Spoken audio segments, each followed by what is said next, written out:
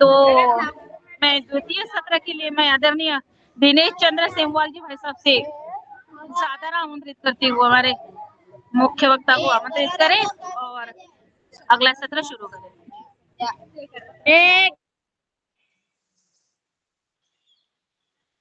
जी आदरणीय दीदी जी, बहुत बहुत धन्यवाद। हमारे आदरणीय योगाचार्य जी के इस सुंदर सत्र इसमें खूब ऊर्जा हमने बटोरी है और अपने को स्वस्थ रखने की इस प्रक्रिया में हम आगे बढ़ रहे हैं। मानव स्वास्थ्य के साथ साथ राष्ट्र का स्वास्थ्य का स्वस्थ होना परम आवश्यक है और राष्ट्र के स्वास्थ्य में आए दिनों कई बाधाएं उत्पन्न करने वाले तत्व, ये रोगाणु, ये गुंडा एलिमेंट्स आते हैं, उनको हम कैसे दूर करें, उसके लिए जागरूकता की आवश्यकता है। और इसी जागरूकता के क्रम में हमें जब राष्ट्र भावना के साथ आगे बढ़ रहे हैं, तो आज, कल और कल के बारे में जानना आवश्यक है। इसी सत्र में जो कि हर गुरुवार को डॉक्टर राकेश आर्य जी महानुभाव आपके माध्यम से संचालित होता है और राष्ट्र जागरण की अलग-अलग महत्वपूर्ण बिंदुओं पर वार्ता हम सुनते आए हैं, जागरूक होते आए हैं। आज का विषय है मुस्लिम राजनीतिक चिंतन और देश का सेकुलरिस्ट गैंग। इस क्रम में मैं आज इस सत्र में आप सभी योगाहारियों के माध्यम से आदरणीय डॉक्टर राकेश कुमार आर्य जी, आपका हार्दिक स्वागत करता हूँ। आप इतिहासविद हैं, आप संपादक हैं और जागरूकता की इस पहल को निरंतर आगे बढ़ा रहे हैं। बहुत-बहुत स्वागत आदरणीय।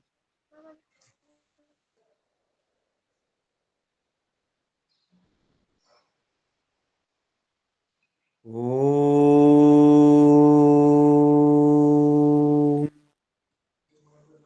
विश्वानि देव सवितुर्दुरितानि पराशुव यद्भद्रं तन्न आशुव। योगाहार के मंच पर विराजमान सभी बहनों भाइयों के लिए सादर प्रणाम करता हूँ। आज के इस योगाहार में जो कार्यक्रम अभी योग का चल रहा था, आज के आचार्य श्री के लिए भी सादर नमन करता हूँ। बहुत सुंदर योग कार्यक्रम चला, शांति पाठ भी हुआ। शांति पाठ में जो हम बाद में बोलते हैं, शांति ही शांति ही शांति, ये आज के विषय से संबंधित भी है। जिनका काम अशांति अशांति अशांति का रहता है, उनके बारे में हमारा चिंतन क्या है? हम कौन सी शांति चाहते हैं? हम शांति चाहते हैं और ऐसी शांति चाहते हैं कि जिसका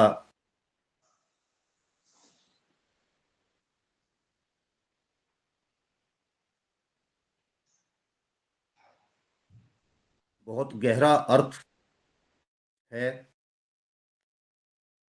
देखिए, आध्यात्मिक, अधिदैविक और अधिभौतिक, ये तीन प्रकार के ताप होते हैं, कष्ट होते हैं, जो मनुष्य को जीवन भर किसी न किसी प्रकार से दुखी करते हैं। ये सारे उपद्रव शांत हो, ये सारे उत्पात शांत हो जाएं, इनका शमन हो जाए, और जो मेरे भीतर काम, क्रोध, मद, मोह, लोभ, ईर्ष्या, घृणा, द्वेष आदि ऐसी सामग्री बैठी है, यानी ऐसे पुआल का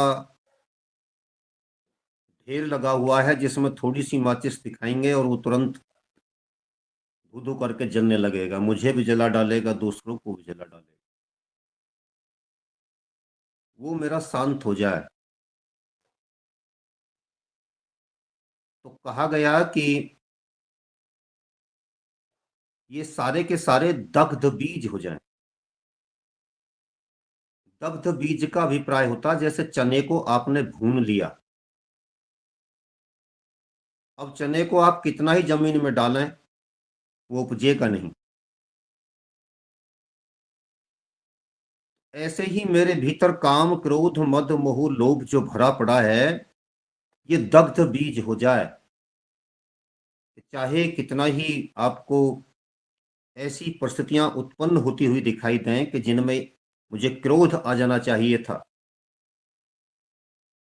मद पैदा हो जाना चाहिए था, लोभ पैदा हो जाना चाहिए था, लेकिन नहीं हो रहा, तो समझो कि आपने इनको चने की भांति भून दिया।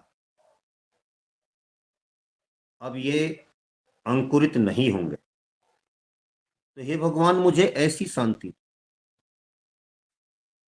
और इस शांति के लिए प्रार्थना करते समय आपने 3 बातों पर ध्यान दिया कि मेरे भीतर जो आध्यात्मिक दुख है वो मेरा दूर होना चाहिए। बात ऐसी लगेगी कि आध्यात्मिक भी दुख होता है। तो जब ये सब चीजें मेरे भीतर काम करती रहती हैं बाहर से, तो मैं बना रहता हूँ महात्मा साधु, और भीतर इनकी आग लगी रहती है। तो ये सारे के सारे हमारे भीतर उपद्रव मचाते हैं, जिससे शरीर में रोग पैदा होते हैं। बुखार विकार का अभिप्राय है, ये सब पैदा होते हैं। तो ये इसलिए ये कहा गया कि मेरे आध्यात्मिक दुख यानी मेरा शरीर और मेरा मन पवित्र रहना चाहिए। यदि इसमें पवित्रता होगी तो ये कभी भी उपद्रव नहीं होगा। इसलिए मेरे आध्यात्मिक दुख शांत हो जाएं का अभिप्राय है कि मैं शरीर और मन पर ध्यान दूंगा। जैसा कि अभी योगाचार्य जी बता रहे थे कि ये करेंगे तो शुगर लेवल ऐसे रहेगा, ये ऐसे रहेगा। इसका मतलब है कि मुझे इसकी साधना करनी है। इसके बाद आ जाता है अधिभौतिक। दूसरा दुख हमारा अधिभौतिक होता है। अधिभौतिक दुख में हमारे पास जैसे चोट आदि लग जाए, ये अधिभौतिक दुख है। इनसे भी मैं बचा रहूं, सावधान रहूं। कहा जाता है ना, सावधानी हटी और दुर्घटना घटी। तो मैं गाड़ी चलाऊं तो बहुत सेफ होकर के चलाऊं। ये ना सोचूं कि मुझे ही कोई मार देगा, ये भी सोचूं कि मैं भी किसी को ना मार। इसके बाद तीसरा जो आता है अधिदैविक। अधिदैविक में जैसे भूकंप आ गया, अभी आपने देखा वर्षा ऋतु गई है, बाढ़ आई, बहुत लोगों को कष्ट हुआ, घरों से निकलते हुए लोग दिखाए गए। हम और आप उनकी रील देख देख करके ही परेशान थे। उनके दिल पर गुजर रही होगी, वो कितने दुखी होंगे। ये सब भी मेरे से दूर होने चाहिए। शांति ही शांति ही शांति, अधिदैविक अधिभौतिक आध्यात्मिक दुखों से हम बचे रहें, ऐसी प्रार्थना है ईश्वर हम आपसे कर रहे हैं। यही इसी से राष्ट्र बनता है। जब यही प्रार्थना सामूहिक हो जाती है तो यही प्रार्थना राष्ट्रीय बन जाती है, मानवता के कल्याण के लिए बन जाती है। मैं ही इनसे ना बचूं, बल्कि मेरा देश, मेरा समाज, मेरा राष्ट्र और संपूर्ण मानवता इनसे बची रहे। मैं कहीं भी ऐसे लोगों की संगति में न जा बैठूं जो दूसरों को कष्ट देते हैं, युद्ध आदि के द्वारा, आतंकवाद के द्वारा, या किसी भी प्रकार से सामूहिक नरसंहार करके। मैं उनसे भी बचूं और दूसरे लोग भी बचें। आप देखते होंगे कि हमारे यहाँ पर पंच महायज्ञ की परंपरा है। प्रातः काल में आप 2-3 लोग, घर के लोग मिलकर के यज्ञ करते हैं, 2-4 बैठते हैं। परिवार में जितनी संख्या होती है, कई बार बेटे को ऑफिस जाना होता है, बेटी को जाना होता है, पुत्र वधू को जाना होता है, तो ऐसा भी रह जाता है कि हम 2 ही यज्ञ करने वाले रह जाते हैं, लेकिन फिर भी उसको महायज्ञ कहा जाता है। महायज्ञ उसको इसलिए कहा जाता है, बड़े बड़े महान यज्ञों का जो आयोजन होता है जिसमें हजारों लोग बैठते हैं, उन हजारों लोगों के यज्ञ को महायज्ञ नहीं कहा जाता, लेकिन जिस पर 2 लोग बैठे होते हैं उसको महायज्ञ कहते हैं। क्यों कहते हैं? क्योंकि प्रातः काल में लगभग वही समय हमारे आर्यावर्त में, हमारे भारतवर्ष में कभी हुआ करता था जिसमें पूरा देश यज्ञ कर रहा होता। 7 बजे से 8 बजे के बीच में या 8 से 8:30 के बीच में जब भी जिसको टाइम मिलता था, तो ये समय ऐसा होता था जो महायज्ञ का समय होता था, पूरा देश यज्ञ कर रहा होता। वो परंपरा कहाँ छूट गई, लेकिन शब्द आज भी प्रचलन में है। वहां से लेकर के आज तक हम चले आ रहे हैं। अतिथि यज्ञ जो होता है उसको भी महायज्ञ कहा जाता है, क्योंकि प्रत्येक व्यक्ति के यहाँ पर जो कोई भी अतिथि आ रहा होता है उसका स्वागत सत्कार कर रहा होता है। कुल मिलाकर के इन शब्दों की बहुत गरिमा है, बहुत महिमा है, बहुत महत्व है।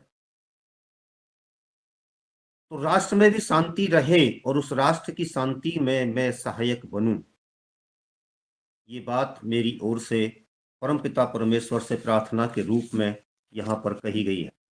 अब आता है दूसरा विषय, जो अपना विषय है, ये भी विषय से ही संबंधित है, उससे जोड़ करके देखने का प्रयास करेंगे हम इसको, कि हमारी भावनाएं क्या थी, हमारी यज्ञ भावना क्या थी। यज्ञ का मतलब यज्ञ की भावना। यज्ञ दूसरे के कल्याण के लिए किया जाता है, तो कल्याण का भाव हमारे भीतर आत्मसात हमने कर लिया, हृदय में स्वीकार कर लिया। इसी को कहा जाता है चित्ती, उक्ति और कृति की समरूपता। चित्ती यानी चित्त एक है, चित्त सबका एक जैसा है। मैं मुन्नीलाल जी के लिए प्रार्थना कर रहा हूं कि वो स्वस्थ रहें। अभी वो बोल रहे थे स्वस्थ रहें, व्यस्त रहें, मस्त रहें। स्वस्थ भी रहिए, मस्त भी रहिए, व्यस्त भी रहिए। यदि ये चीज नहीं रही तो अकल्याण हो जाएगा। तो ये भाव हमारा, वहां से बैठे वो मेरे लिए सोच रहे हैं, मैं यहाँ से सोच रहा हूँ, सेमवाल जी सबके लिए सोच रहे हैं, बहन प्रणीता जी सबके लिए सोच रही हैं। हम जो भी लोग यहाँ पर बैठे हैं सभी एक दूसरे के बारे में सोच रहे हैं। तो ये जो हमारी चित्ती है, चित्त है, ये चित्ती की एकता है, समरूपता है। दूसरी कृति की एकता आती है। हमारा कर्म भी, कार्य भी एक जैसा हो। सम गच्छध्वम, वेद, ऋग्वेद कहता है तुम्हारी चाल एक जैसी हो। चाल एक जैसी का अभिप्राय है कि हम एक दिशा में आगे बढ़े। हमको राष्ट्र का कल्याण करना है, हमको राष्ट्र का निर्माण करना है, हमको वेद की रक्षा करनी है। ये भी हमारा इतिहास है, और इतिहास का विलुप्त अध्याय है कि हम किस तरीके से एक दिशा में चला करते थे। हमने वो सोचना बंद कर दिया, करना बंद कर दिया। ये हमारे आचार की एकता थी, ये हमारी चाल एक जैसी हो, आचरण था हमारा, एक दिशा में बढ़ेंगे, ये आचरण था हमारा।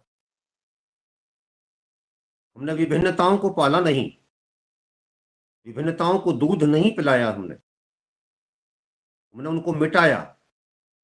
एक दिशा निर्धारित करके, एक हमको इधर बढ़ना है, हम उधर ही बढ़े।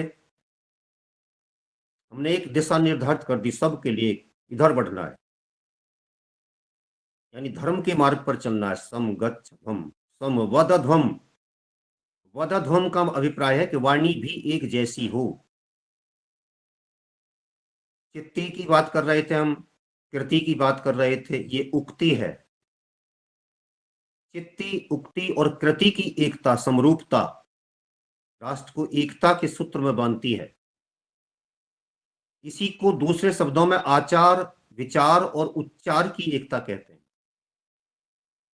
आचार, विचार, विचार चित्त से उभरता है, निकलता है। चित्त ही पवित्र हो, चित्त में ही विकार ना हो, चित्त में ही दूसरे के कल्याण से हम अभिभूत हों। ये था आपका चिंतन, ये था आपका राष्ट्रवाद, और इसी से आप राष्ट्र निर्माण में सहयोगी हुआ करते थे। तब राजा से हमारे देश की जनता एक अपेक्षा करती थी, और वो कहती थी कि नीचा यच्च प्रतन्यतः, ये अथर्ववेद का मंत्र है, उसकी सूक्ति है। उसमें कहा गया नीचा यच्च प्रतन्यतः। आज आप एक बात सुनते हैं किसी व्यक्ति को, जब हम कहते हैं कि बड़ा फसादी है, उत्पाती है, तो उसको लोग कहते हैं बड़ा फितना है। उस व्यक्ति से बच करके रहना बड़ा फितना है, सुना होगा आपने। उसी को वेद कह रहा है, ये वेद का शब्द है। बिगड़ करके दूसरा हो गया फसादी, फितना। नीचा यच्च प्रतन्यतः है, प्रतन्य शब्द से बिगड़ करके फितना हो गया। यानी कि जो फितने हैं, जो फसादी हैं, जो उत्पाती हैं, जो आतंकवादी हैं, उनको तू नीचा दिखा, उनको तू मसल दे। यच्च, यच्छ, उनको दबा दे। हे राजन, तेरा ये विशेष कार्य रहेगा। तो हमारी तो मूल प्रार्थना और प्राचीन प्रार्थना कब से चली आ रही है? ये प्रार्थना, जब मैं इसको मूल प्रार्थना कह रहा हूं, राष्ट्रीय प्रार्थना कह रहा हूं, प्राचीन प्रार्थना कह रहा हूं, तो 1,96,08,53,126 वर्ष दुनिया को बने हो गए। इतने दिन पहले संसार में वेद का ज्ञान आया, ऋषियों ने उसके आधार पर सृष्टि को आगे बढ़ाने का काम करना आरंभ किया। इतने दिन पहले हम ये बात कह रहे थे कि ये राजन, तेरा दायित्व ये होगा। आज हम संविधान की बात करते हैं, और संविधान बना 1950 में, और देखते हैं कि इसमें क्या समाधान है। उसमें समाधान कहीं नहीं है। पूरे संविधान में कहीं नहीं लिखा कि राजा यानी देश का प्रधानमंत्री नीचा यच्च प्रतन्यतः के आधार पर कार्य करेगा। देश की जनता ने सामूहिक रूप से इस संविधान में कहीं पर यह प्रार्थना नहीं की, और नहीं कि कोई प्राविधान इस प्रकार का नहीं आया। तो इस संविधान से बड़ा वो संविधान हुआ जो आदि सृष्टि में मिला, सृष्टि के आदि में मिला, सृष्टि के प्रारंभ में मिला वेद का ज्ञान। और उस वेद के ज्ञान के आधार पर जो हमने निर्णय लिया, संकल्प लिया, वो ये था कि नीचा यच्छ प्रतन्यतः है, जो हमको उत्पीड़ित करते हैं, पीड़ित करते हैं, उनका तू विनाश कर दे, उनको तू दबा दे, समन कर उनका। जब आपके संविधान में ये नहीं लिखा गया और सृष्टि के आदि संविधान को भुला दिया गया, तो फिर व्यवस्था कौन सी स्थापित हुई? जो व्यवस्था स्थापित हुई वही नेहरूवाद है, वही गांधीवाद है, जिनका चिंतन वेद के चिंतन के समक्ष कहीं भी टिकता ही नहीं था। तो बड़े प्यार से देश की सत्ता उन लोगों को सौंप दी गई, या उन्होंने हथिया ली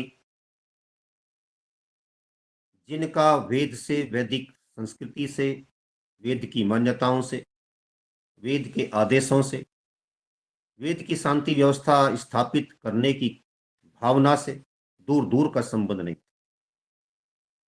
आलोचना के दृष्टिकोण से और निंदा के दृष्टिकोण से बातें नहीं कर रहे हैं। बहुत प्रामाणिक आधार पर सोचते समझते चलते रहिए, विचार करते रहिए कि जो कुछ कहा जा रहा है वह कितना प्रामाणिक हो सकता है, सत्य के कितना निकट हो सकता है। सारी भावनाओं को, सारे वादों को अपने दिमाग से निकाल दीजिए। केवल एक वाद हमारे भीतर रहना चाहिए, और वो मानवतावाद, वो राष्ट्रवाद, संस्कृति के प्रति निष्ठा का भाव। यदि कोई वाद है तो वो वाद भी यहां पर रहना चाहिए। इसके चलते आप तनिक कल्पना कीजिए कि जिन लोगों ने देश के विरोध में जाकर के कार्य करना आरंभ किया था और देश को अब से 100 साल, अब से 80 साल पहले, 78 साल पहले विभाजित करवा दिया था अपनी सांप्रदायिक मान्यताओं के आधार पर, उन लोगों को दूध पिलाने का कार्य क्यों आरंभ किया गया? ये जो आज का लेख, आज का जो विचार और जो आज का चिंतन है, ये मुस्लिम राजनीतिक चिंतन और आकांक्षाएं ये हैं, और लेखक इसके पुरुषोत्तम योग हैं। इस पुस्तक के माध्यम से कई तथ्यों से पर्दा उठता है। बहुत अच्छा विषय पुस्तक के लेखक ने लिया। तथ्यात्मक दृष्टिकोण से जिन चीजों को वो ला सकते थे, उन्होंने लाने का भरसक प्रयास किया। तो मैं बताना चाहूंगा कि नेहरू जी एंड कंपनी जब आगे बढ़ी तो उन्होंने उन लोगों से हाथ मिला लिया जो देश को तोड़ने का काम कर रहे थे। अभी 15 अगस्त 1947 से पहले दिन ही जो देश को तोड़ने के नारे लगा रहे थे, वो 15 अगस्त 1947 के दिन एकदम दूध के धुले हो गए। ये सबसे बड़ी भयंकर गलती थी। उन पर ध्यान रखना चाहिए था, लेकिन नहीं रखा गया, और पहले दिन से लेकर के आज तक नहीं रखा गया। मोदी जी के आने के बाद परिस्थितियां बदली। लोगों के हार्ट पर बैरोमीटर लगा लगा करके देखने का अब प्रयास किया गया कि इसका हृदय धड़क रहा है तो किधर को धड़क रहा है, इसकी धड़कन क्या कह रही है, किसी बीमारी का संकेत दे रही है या ये स्वस्थ है। जो पूर्णतया मानसिक रूप से बीमार थे वो भी हमने स्वस्थ घोषित कर दिए। जो 1945 में पाकिस्तान के लिए नारे लगा रहे थे और जब वोट पड़ी थी तो 93-95% लोग पाकिस्तान के पक्ष में अपना वोट डाल रहे थे, उनको भी हमने सबको यह कह दिया कि तुम सारे ठीक हो, राष्ट्रवादी हो। जबकि मानसिक रूप से वो स्वस्थ नहीं थे, लेकिन उनको स्वस्थ घोषित कर दिया गया। उस समय लूट मची, मुझे भी सर्टिफिकेट दे दो, मैं भी राष्ट्रवादी हूं, मैं भी राष्ट्रवादी हूं। और जो घोर राष्ट्रवादी थे, राष्ट्र विरोधी थे, उनको वो सर्टिफिकेट बांट दिए गए। इससे भी बड़ा दुर्भाग्य यह रहा कि जो राष्ट्रवादी थे उनकी निष्ठा पर प्रश्न चिन्ह लगा दिए गए, बड़े बड़े प्रश्न चिन्ह लगा दिए गए। कितना भयंकर पाप किया था उन लोगों ने जो इस प्रकार के प्रमाण पत्र बांट रहे थे। यानी कल्पना कीजिए, 1881 की जब जनगणना हुई थी तो जनगणना में ये मालूम हुआ था उस समय कि 19.97% मुस्लिम हैं और 78 पॉइंट कुछ इतने हमारे पास हिंदू हैं। लेकिन जब 1941 का सन आया, यानी 60 साल बाद, तो जो 19.97% थे वो बढ़कर लगभग 25% हो गए, यानी 6% बढ़े। और जो समय 78-79% थे वो घट करके पीछे को जाकर के 6% कम हो गए। ये बीमारी आज की नहीं है, ये बीमारी पुरानी है, और इसी पुस्तक में इन आंकड़ों को दिया गया है।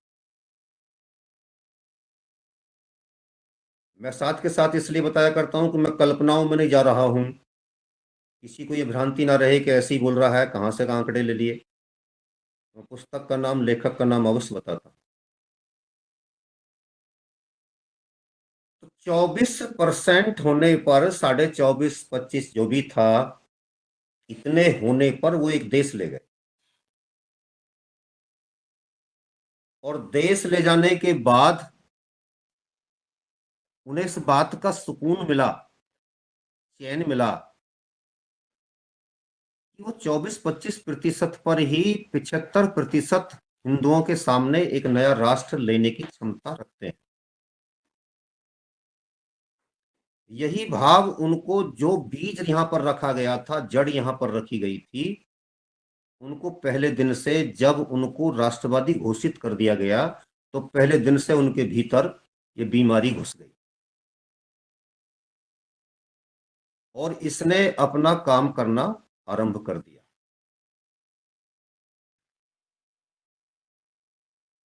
1951 में, एक मिनट, जरा एक सज्जन जुड़ना चाहते हैं, मैं उनको लिंक भेज देता हूँ। जी भेज रहा हूँ।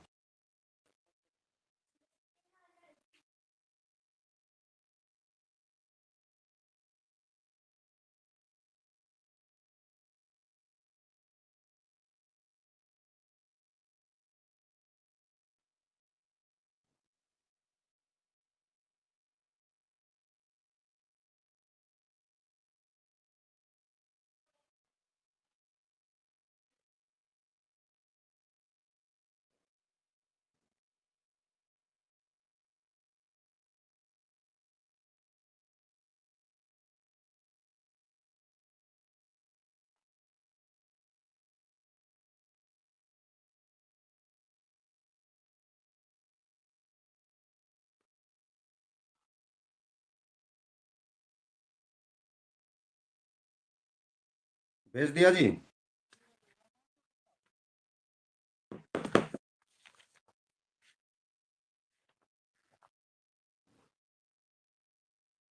जी क्षमा चाहूंगा। तो ये 1881 का जो उदाहरण हमारे मुस्लिमों के सामने था कि 1941 में जब आप 25% हुए, चौथाई हुए, हम और आप सोचते हैं कि ये वोटों की राजनीति है और जब तक ये 51% नहीं हो जाते हैं तब तक कुछ नहीं होने वाला। और उनका आंकड़ा है, उनका आकलन है, उनका चिंतन है कि बस 25% हो जाए, काम हो जाएगा। क्योंकि आपके भीतर भी जयचंद छुपे हुए हैं। आप 10 जगह बटेंगे, वो एक जगह जाएंगे और इस तरीके से काम दूसरा हो जाएगा। ये वो एक योजना है, ये वो एक चिंतन है जिसके आधार पर उनका कार्य निरंतर जारी है। 1881 से अगले 60 साल में वो अपने पहले लक्ष्य में सफल हो गए। और उसके बाद उन्होंने जो अगला स्टेप लेना आरंभ किया, चलना आरंभ किया, वो था उनका बहुत महत्वपूर्ण कार्य। और वो था कि 1951 की जब पहली जनगणना होती है स्वतंत्र भारत में, तो उसमें जो हिंदू की जनसंख्या थी वो 84 कुछ प्रतिशत थी, 84 पॉइंट कुछ। और मुसलमानों की जो थी वो थी मात्र 9 पॉइंट कुछ। लेकिन जब आगे बढ़ते बढ़ते चले गए और 2011 का सन आया, यानी फिर 60 साल बाद, तो 60 साल बाद फिर वो 6% बढ़े, 5.5% बढ़े, और वो 9 से बढ़ करके 15 के लगभग पहुंच गए। और आपकी जो 84% हुआ करती थी वो पीछे को हट करके आप 78-79 के करीब आ गए। अब देखिए कि वो 14%, 15% 60 साल में हो गए। अब 2011 के बाद की अब तक की जनगणना आई नहीं है, इस दौरान उनकी प्रतिशतता कितनी बढ़ी होगी ये आप सहज अनुमान लगा सकते हैं।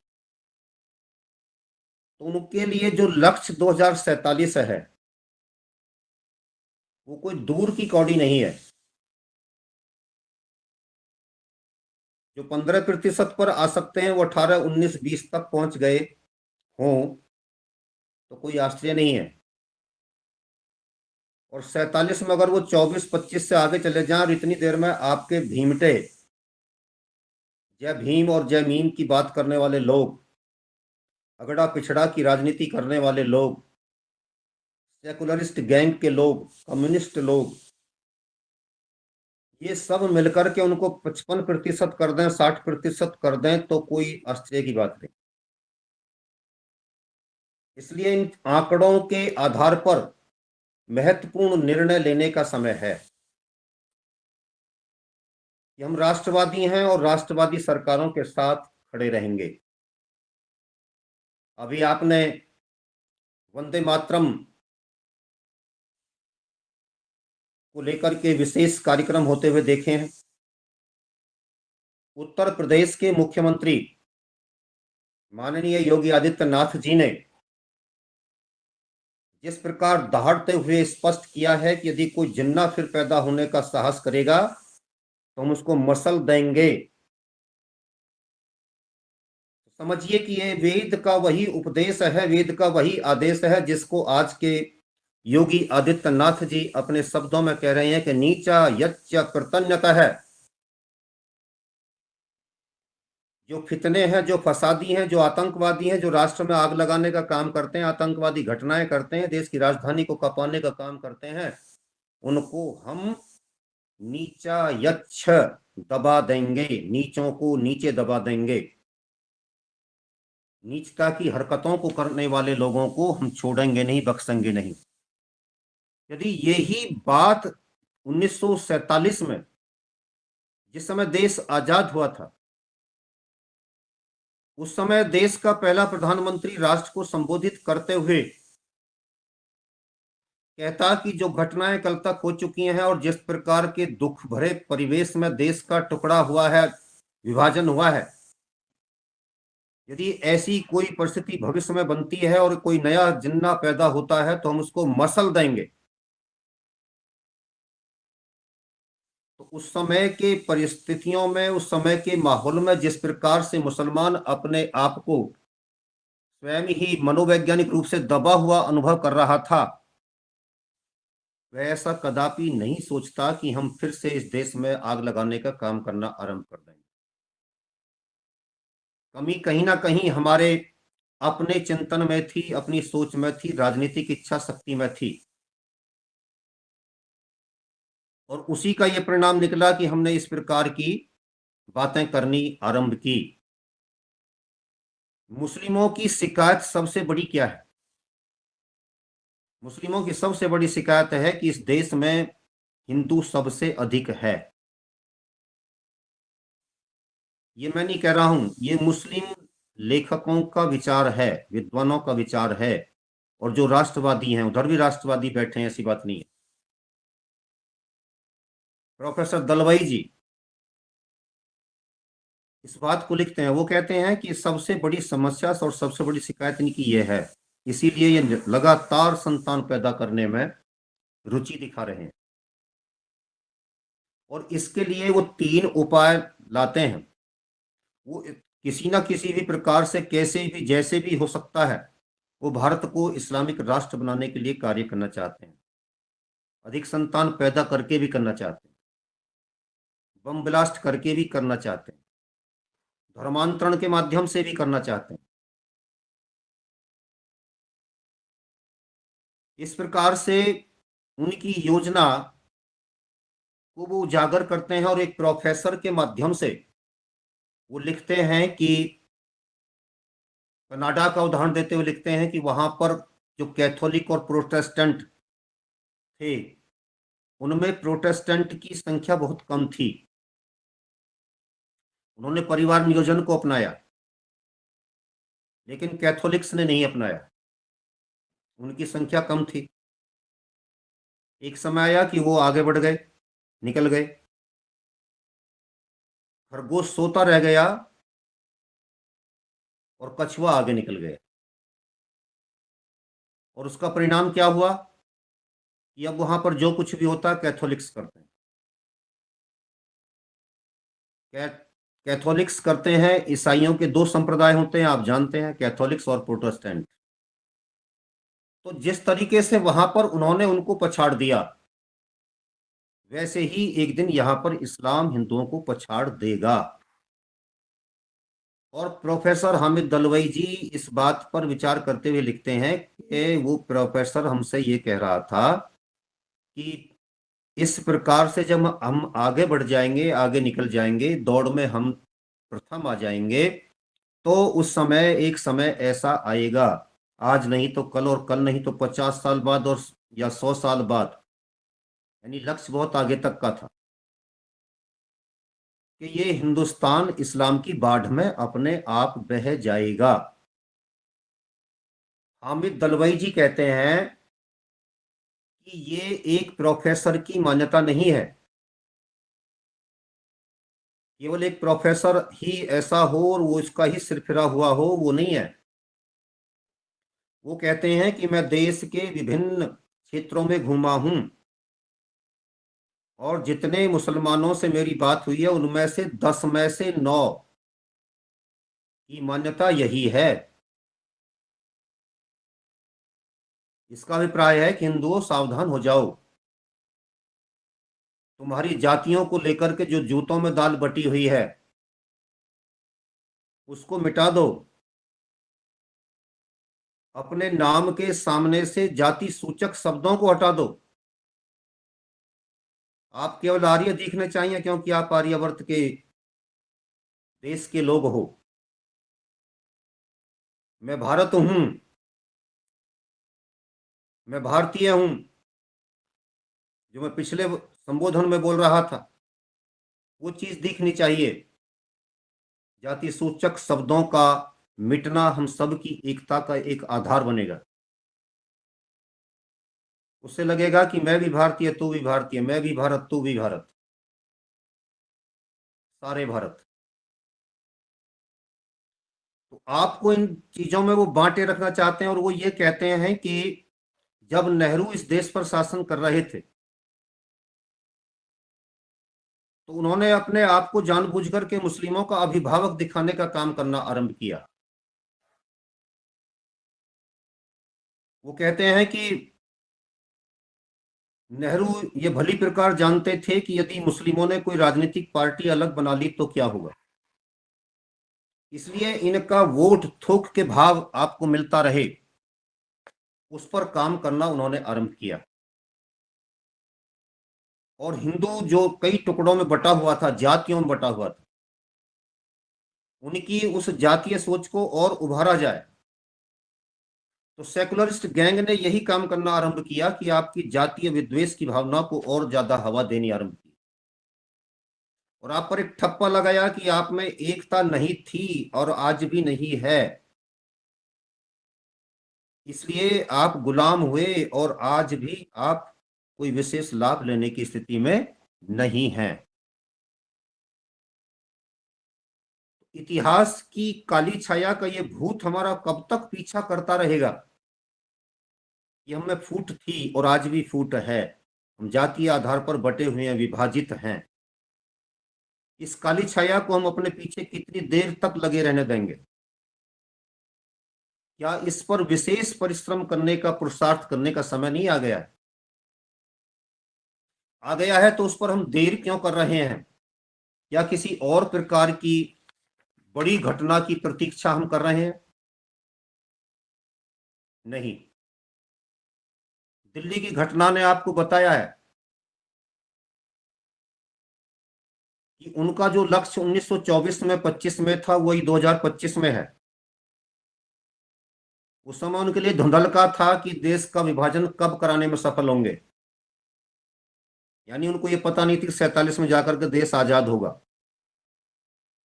लेकिन आज उनके सामने लक्ष्य है कि 2047 तक हो जाना चाहिए। उसी दृष्टिकोण से, उसी उद्देश्य से प्रेरित होकर के उन्होंने घटना को अंजाम दिया है। पूरे दुनिया की राजनीति को देखने का प्रयास कीजिए। भारत विध्वंस की कार्यवाहियों में पूरी देश की नहीं, पूरे दुनिया की राजनीति लगी हुई है। कुवैत, संयुक्त अरब अमीरात, सऊदी अरब जैसे देशों से 1971 में 520 करोड़ रुपया प्रति मास भारत के लिए भेजा जाता था, जहां पर वो इस्लाम के प्रचार पर खर्च होता था, यानी कि आपके लोगों को तोड़ करके, उनका धर्मांतरण करा करके अपनी संख्या बढ़ाने पर काम करने के लिए इन तीन देशों से 520 करोड़ रुपया 1971 में आ रहा था। और हमारे यहां पर जहां से मैं बैठा हूं और आपसे बात कर रहा हूं, यहां पर 1971 में 5-7 हजार रुपया, 500 रुपया भी बीघा जमीन थी, जो आज बढ़ करके 1 करोड़ से 10 करोड़ तक हो गई है। मैं नोएडा, ग्रेटर नोएडा की बात कर रहा हूं, जो इससे परिचित हम भली प्रकार जानते हैं।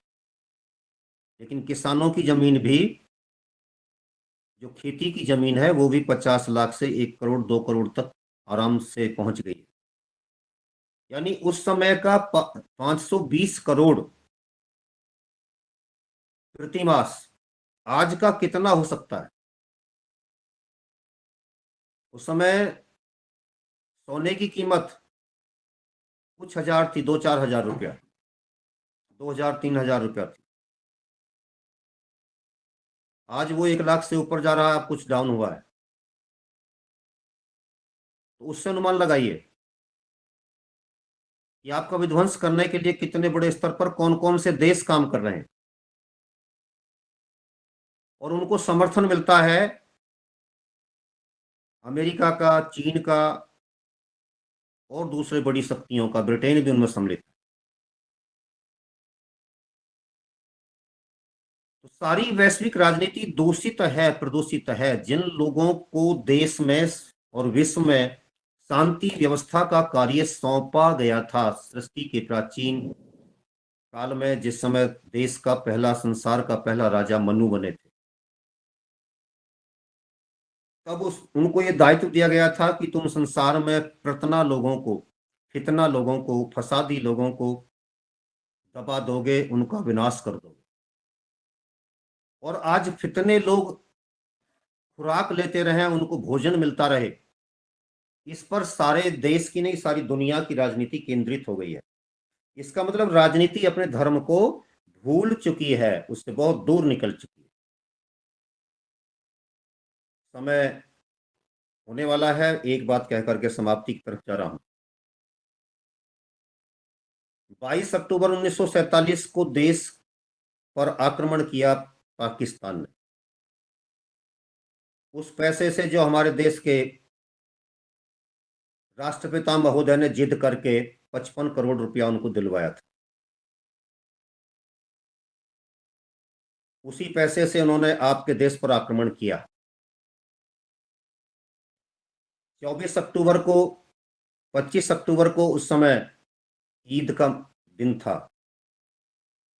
जिन्ना ने घोषणा की थी कि इस बार की ईद श्रीनगर में जाकर के मनाई जानी चाहिए।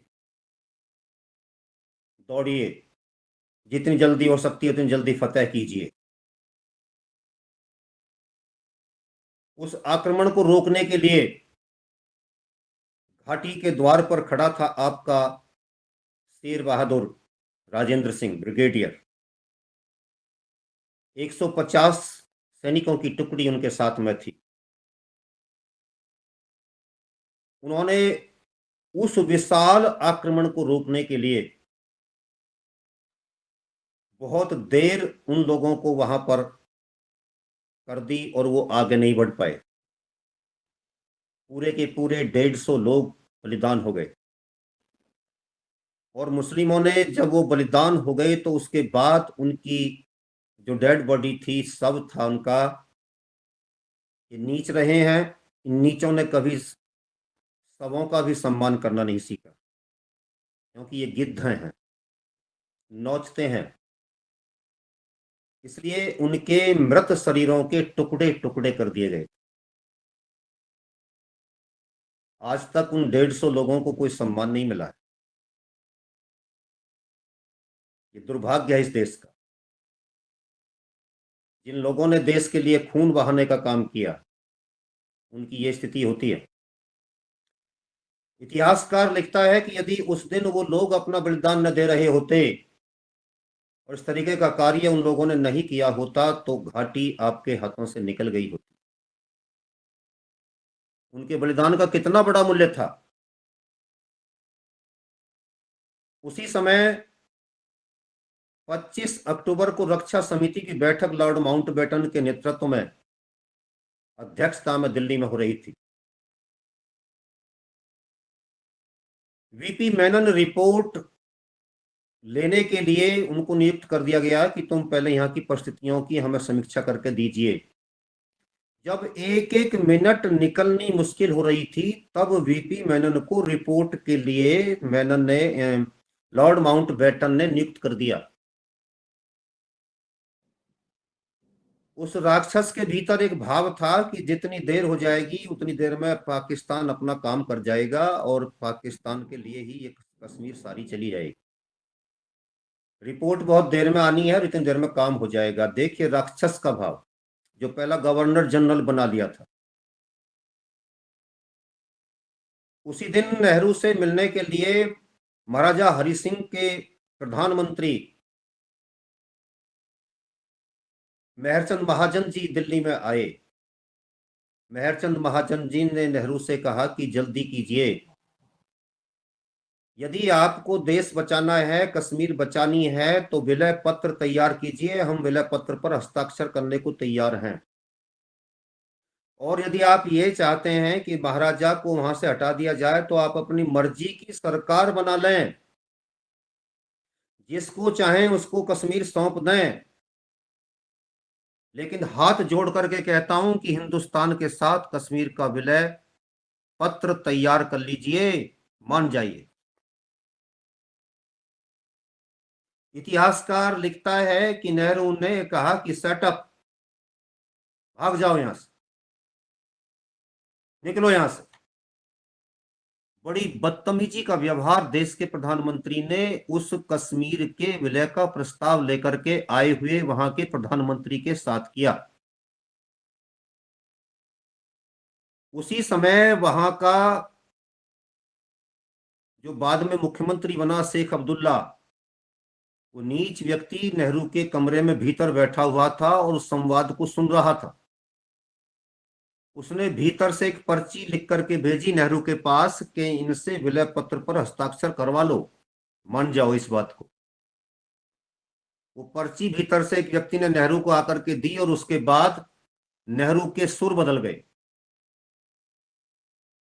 नेहरू के सुर बदलते ही उन्होंने देख करके कहा कि अच्छा ठीक है, फिर उससे बातचीत की। 26 अक्टूबर को उन्होंने ये भी कह दिया था कि यदि आज आप नहीं मान रहे हैं तो मैं जिन्ना के पास जा रहा हूं और जिन्ना से विलय पत्र पर हस्ताक्षर करने की बात करूंगा, उनसे उनके साथ चले जाएंगे। इस पर भी नेहरू का राष्ट्रवाद पिघला नहीं था कि इतना बड़ा टुकड़ा, देश का इतना बड़ा हिस्सा तेरे हाथों से निकल रहा। यदि नेहरू में परिवर्तन आया तो अपने भाई शेख अब्दुल्ला के कहने पर दो जो पर्ची भीतर से आई थी उसके आधार पर आया। जिस देश के शासक ऐसे हों, उस देश का भविष्य कैसा होगा।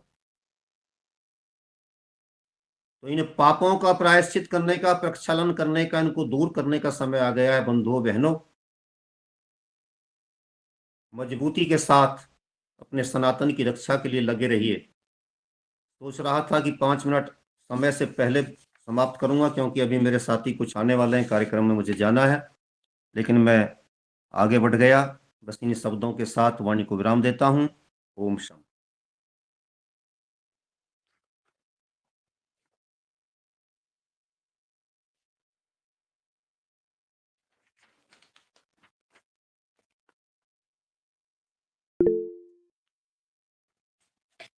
जी, अशोक पटेल भैया, आपका हैंड राइज है।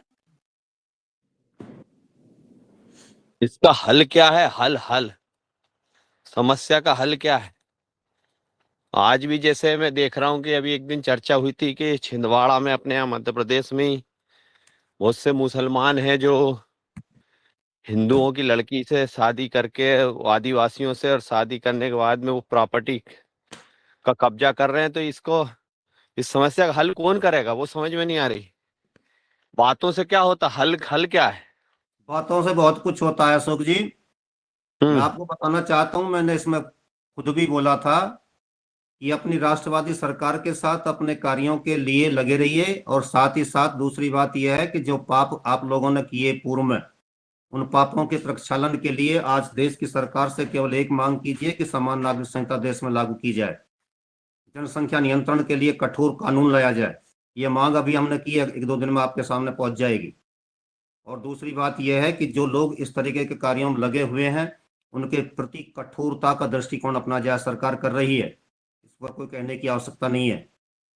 हल हल हल पहले अपने अपने विचार बदलिए, अपनी सोच बदलिए, उन लोगों के साथ खड़े होने की प्रतिज्ञा लीजिए, न खड़े होने की, जिन लोगों ने आज तक ये पाप किए हैं, और उन लोगों का साथ देने का विचार अपने मन में संकल्प लीजिए। चित्ती उक्ति कृति की बात को आपने सुना नहीं, यदि उसको सुन लेते, आचार विचार उच्चार की बात आपने सुनी नहीं। सारा राष्ट्र एक तरफ बढ़े, नेतृत्व के साथ बढ़े, नेतृत्व के हाथ मजबूत करता हुआ बढ़े, जातीय टुकड़ों में ना बटे। ये भी मैंने बोला था, जातीय टुकड़ों में बटोगे, सरकारों के नीतियों को देख करके वोट दोगे, अपनी अपनी सोच के आधार पर वोट दोगे, मेरी तो इससे विचारधारा मेल खाती है, तो फिर नहीं होगा कुछ भी। इन सारी बातों पर विचार कीजिए, फिर ये प्रश्न नहीं आएगा। धन्यवाद।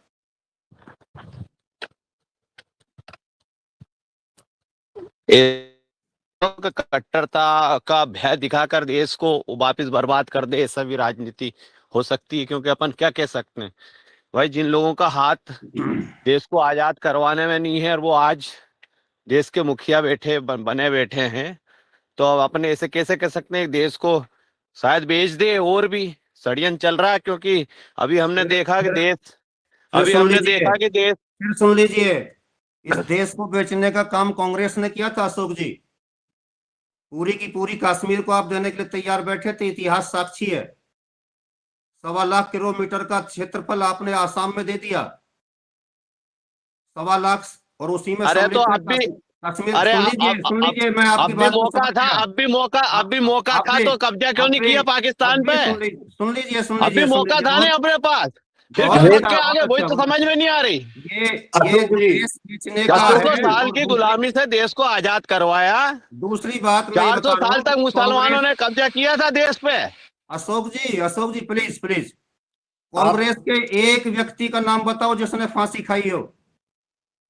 कांग्रेस के एक व्यक्ति का नाम बताओ जिसने काले पानी की सजा ली हो।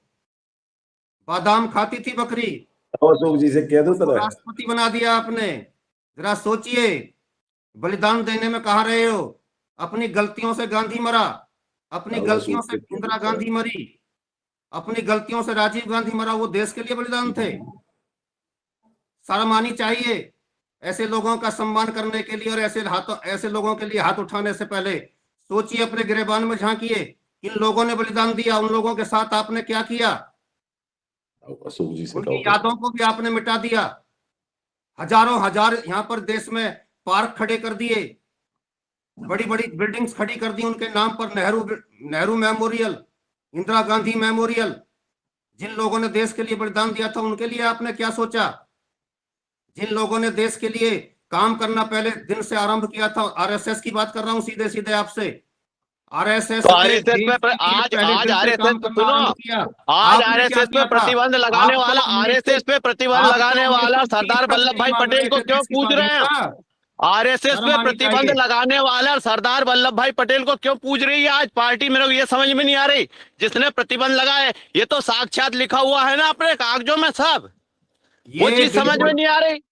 उस आदमी को काहे के लिए पूज रहे हैं जिसने प्रतिबंध लगा दिया आरएसएस पे? पटेल ने देश के लिए काम किया था, देश के लिए तो इनने देश के लिए काम नहीं किया, जिसने प्रतिबंध किया सरियाम दिख रहा, लिखा हुआ है, और उस आदमी को पूज रहे, वो समझ में नहीं आ रही। पहले एक बात का उत्तर आ जाने दीजिए अशोक जी। मैं बताना चाहूंगा आपको बहुत विनम्रता के साथ, ये आरएसएस की उदारता देखिए कि जिस व्यक्ति ने उस पर प्रतिबंध लगाया था, उसके राष्ट्रवाद को इसके बावजूद भी आरएसएस नमन करती है कि उसने प्रतिबंध लगा दिया, ये अलग बात थी। वो हिंदू राष्ट्र से भी सहमत नहीं था, ये भी अलग बात थी। लेकिन उसने 563 रियासतों को एकीकरण करके देश की एकता को मजबूत किया। और जिन लोगों ने देश की एकता को तोड़ने का काम किया था, जो चाटुकारिता कर रहे थे, जो मुस्लिम तुष्टीकरण कर रहे थे, उनके सामने उसने झुकने का एक दिन भी संकल्प नहीं दिखाया। इसलिए उस व्यक्ति का इस दृष्टिकोण से सम्मान होना चाहिए। और जिन लोगों ने देश की एकता के साथ खिलवाड़ किया, देश को बेचने का काम किया, देश के 20 लाख हिंदुओं की हत्या पर भी जिनकी आंखों में आंसू नहीं आए, और एक व्यक्ति की मृत्यु पर अभी आपकी सोनिया गांधी रोई थी, बटाला हाउस, जो बाटला हाउस हुआ था, उसमें उसके आंसू दिख रहे थे।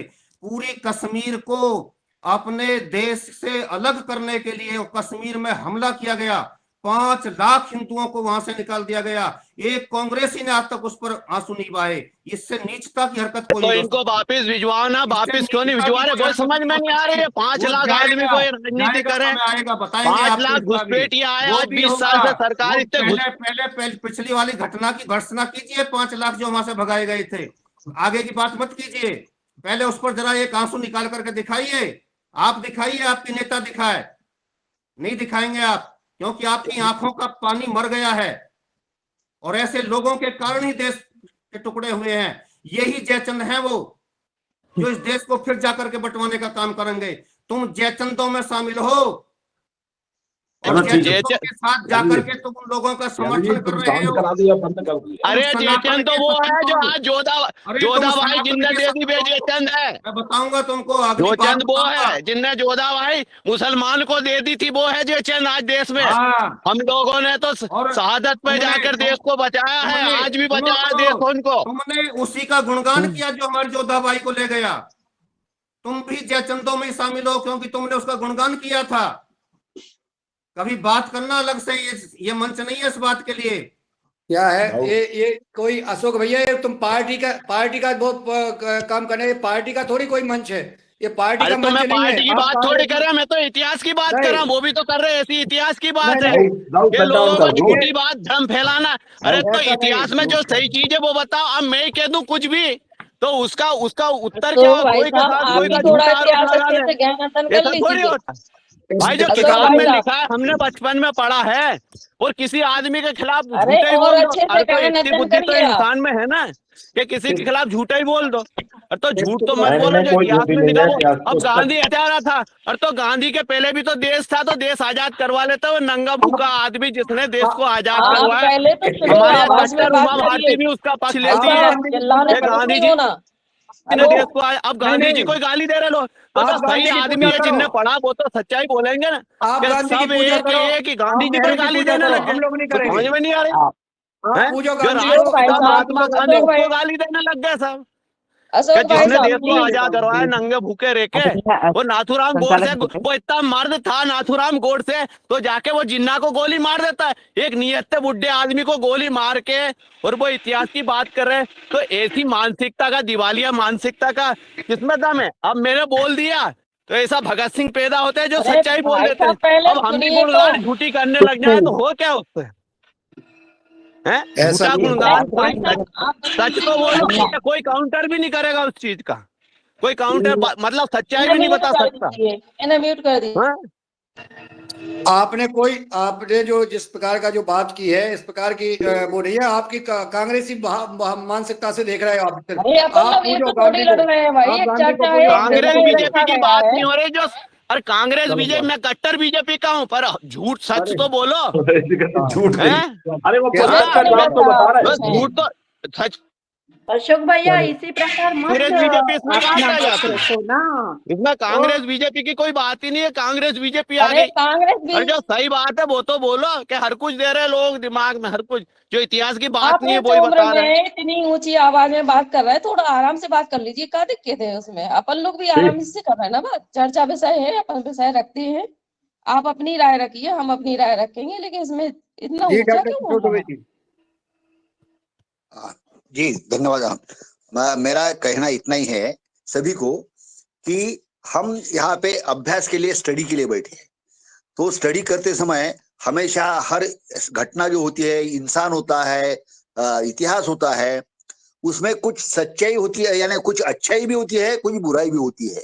इस मंच पे हम हमेशा यही चाहते हैं कि जो भी घटना घड़ी, जो भी व्यक्ति हुआ, उसके कुछ निर्णय सही हुए होंगे, कुछ गलत हुए होंगे, तो दोनों बताने चाहिए। यह यदि रहेगा, हर व्यक्ति का रहे, चाहे गांधी जी रहे, सरदार पटेल रहे, जीना रहे, जो भी होगा, तो उसकी अच्छाइयां और बुराइयां, ये निर्णय गलत थे, ये अच्छे थे, ये ऐसा यदि एनालिसिस रहा तो किसी को कोई बुरा नहीं लगेगा। और यही सही हमारे स्टडी सर्कल का या अभ्यास का पार्ट होना चाहिए। यही मेरा विनती है। धन्यवाद। बुरा बुरा लगे या भला लगे, ऐसा नहीं है आदरणीय डॉक्टर साहब, किसी को बुरा लगे लग जाए। जो हकीकत में जो इतिहास है, अगर उसको बताया जा रहा है, तसल्ली के साथ आप क्वेश्चन करें और अपनी बात रखें, पूछें उसके बारे में, उसका साक्ष्य पूछें, इतिहास पूछें कैसे, ये तो अलग बात है, पूछना चाहिए ना। ये नहीं कि आप जो है सीधे जो है सीधे आवाज तेज करके और उल्टा सीधा करने लगो। आप सवाल पूछो ना, आप आराम से, अभी समय नहीं है, दूसरे दिन उसमें संवाद कर लो, कॉल करके कर लो। अभी 8:07 हो गए हैं, 8 बजे तक का समय है। आप जो है कॉल कर सकते हैं आदरणीय डॉक्टर राकेश जी से, और आप जो है बात कर सकते हैं, इसका समाधान पूछ सकते हैं। आप राष्ट्र बचेगा तो आप बचेंगे, ठीक है ना। ऐसा नहीं है अगर राष्ट्र नहीं बचेगा तो आप नहीं बचेंगे। वहां नहीं देखा जाएगा ये अशोक जी का कम मकान है कि किसका मकान है। जब तोपे गलती ना, जब बम फेंका तो सब चले जाते। और दिल्ली में ब्लास्ट हो, वो तो नहीं देखो कहते मुसलमान है कि हिंदू है, सब मारते हैं। तो इसलिए जो है राष्ट्र को बचाने की आवश्यकता है। जब वो बम फेंकेंगे अशोक भाई साहब को भी नहीं देखेंगे कि वो खड़े हैं उनके पक्ष में। हाँ वही बात। चलिए भाई, तो पता पुस्तक का नाम भी बता रहा है, इतिहासकार का नाम बता रहा है, वो ऐसा पर्सनल व्यक्तिगत उनका इशू नहीं है, वो तो पुस्तक पे आधारित बात कर रहे हैं। चलिए भारत मैं भी माता की पुस्तक के जय। आधारित पे ही बात कर रहा हूँ। और नहीं, हमने मेरी है नहीं बात जो ये सुनिए आप। बातों से एक कुछ मिनट, नहीं एक होता, मिनट। कर्म होना चाहिए। मेरा मतलब आपने ये है बता दिया, कि हमने बात सुन लिया। करके बात से थोड़ी काम करना चाहिए। सरकार के आपको पास कल पूर्ण बताएंगे, बहुमत है, आप कल सरकार बता के पास देना। सब कुछ है। सर, जो कानून लाना, अशोक जी, कौन रोक रहा है कानून लाने में? लेकिन हो अशोक क्या जी, रहा है कि समाज में विद्वेषता फैलाकर देश में गृह युद्ध नहीं छिड़वाना चाहिए। ये भाई सोचना साहब, चाहिए नहीं, कि नहीं, क्या नहीं, परिस्थिति है। प्रत्येक कोई पहलू आदमी के ये एक चीज सिक्के के है, दो पहलू होते हैं। एक का आपको पता है, दूसरा का नहीं है पता। अगर कोई बता रहा है तो सुनो समझो, तो कोई फिर आदमी अपनी को, मानसिक मेरे बुद्धि को से हम दोनों समझ पहलू लेंगे उसके लिए। पता है। अगर वो अब सही किसी को लगता है कुछ तो हम उसको ग्रहण करेंगे, नहीं लगेगा तो कल आप बता मत देना। करिए। किसी अशोक को जी कुछ कल बता मालूम देना। ही नहीं है तो वो तो आदमी चलो सही सुनेगा जिसने चलो रखो आप उसको कल। सब प्रत्येक चीज पहलू मालूम रहती है। के प्रत्येक सिक्के के दो पहलू होते हैं सर। अगर अपने को यही एक है का स्थिति। पता नहीं है तो सुन लेने में क्या देश दिक्कत है? देश कुछ इसलिए बर्बाद है, समझ देश रहे हैं। इसलिए। अगर लगे कि सत्य है तो आप ग्रहण करिए, अगर असत्य लगे मत ग्रहण करिए। लेकिन हमें सत्य लगेगा, हम ग्रहण करेंगे। जीवोम इतने लोग समाधान ना करें अशोक भैया को बोलने दे तो कम से कम क्लियर तो बात समझ आएगी। सारे लोग बोल रहे हैं, पता ही नहीं लग समय रहा हो है। गया है रूप सिंह जी, समय हो गया है, 8:10 हो गए हैं। कल अशोक भैया बोलते रहे पूरा।